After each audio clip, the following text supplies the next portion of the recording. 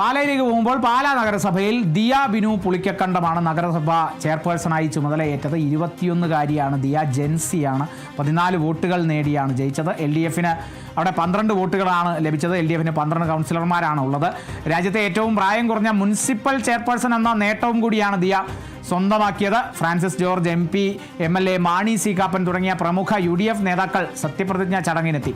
1985 ശേഷം കേരള കോൺഗ്രസ് എം ഇല്ലാത്ത ആദ്യ ഭരണസമിതിയാണ് അധികാരമേറ്റത്. വലിയ നേട്ടമാണ് UDFനെ സംബന്ധിച്ച്, അല്ലെങ്കിൽ പുളിക്കക്കണ്ടം കുടുംബത്തെ സംബന്ധിച്ച്. പുളിക്കക്കണ്ടം കുടുംബത്തിലെ 3 പേരും UDFനൊപ്പം നിന്നതോടെയാണ് ഭരണം UDFന് ലഭിച്ചത്. അതായത് UDFന് 10 കൗൺസിലർമാരാണ് പാലാ നഗരസഭയിൽ ഉണ്ടായിരുന്നത്. 4 സ്വതന്ത്രരാണ് അവിടെ ഉണ്ടായിരുന്നത്. ഈ 4 പേരും ബിനു പുളിക്കക്കണ്ടം കുടുംബത്തിലെ 3 പേരും ഒപ്പം മറ്റൊരു സ്വതന്ത്രയും, അങ്ങനെ 4 പേരും കൂടി പിന്തുണച്ചു. ആ 14 പേർ ദിയ പുളിക്കക്കണ്ടത്തിന് വോട്ട് ചെയ്തു.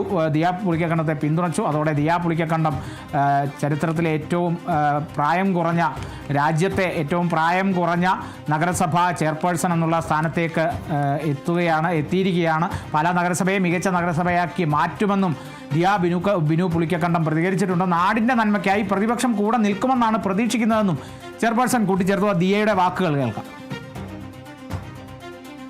ആദ്യം തന്നെ ദൈവത്തിനോട് നന്ദി പറയുന്നു.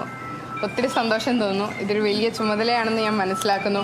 അത് എൻ്റെ കഴിവിൻ്റെ പരമാവധിക്കും ജനങ്ങളോടുള്ള വിശ്വാസ്യതയോടും കൂടി എനിക്ക് ഏറ്റവും നല്ല രീതിയിൽ തന്നെ ഈ നാടിൻ്റെ വികസനത്തിന് വേണ്ടി, ഈ നാട്ടുകാരുടെ നന്മയ്ക്ക് വേണ്ടി, ഇവരുടെ എല്ലാവരുടെയും ജീവിത നിലവാരം ഉയർത്താനും ഇവരുടെ പ്രശ്നങ്ങൾ പരിഹരിക്കാൻ ഈ നഗരസഭയെ കേരളത്തിലെ ഏറ്റവും നല്ല നഗരസഭകളിൽ ഒന്നാക്കാൻ ഞാൻ പരിശ്രമിക്കുമെന്ന് ഞാനിവിടെ പറയുന്നു. പൊളിറ്റിക്സ് അല്ലേ, ഇതൊരു കോയിൻസിഡൻസ് ആണ്. പിന്നെ നിങ്ങൾ പറഞ്ഞ പോലെ അച്ഛൻ്റെ വാക്ക് കടമെടുത്ത് കാലം കാത്തുവെച്ചൊരു കാവ്യനീതി എന്ന് തന്നെ ഇതിന് പറയാം. ജനങ്ങളുടെ വിധിയാണെന്നാണ് പറയുന്നത്. ഇത്രയും കാലം ജനങ്ങൾ ഇവരെ കണ്ടു വീക്ഷിക്കുമായിരുന്നു. ഇത്തവണ അവർക്കൊരു ചേഞ്ച് വേണമെന്ന് തോന്നി.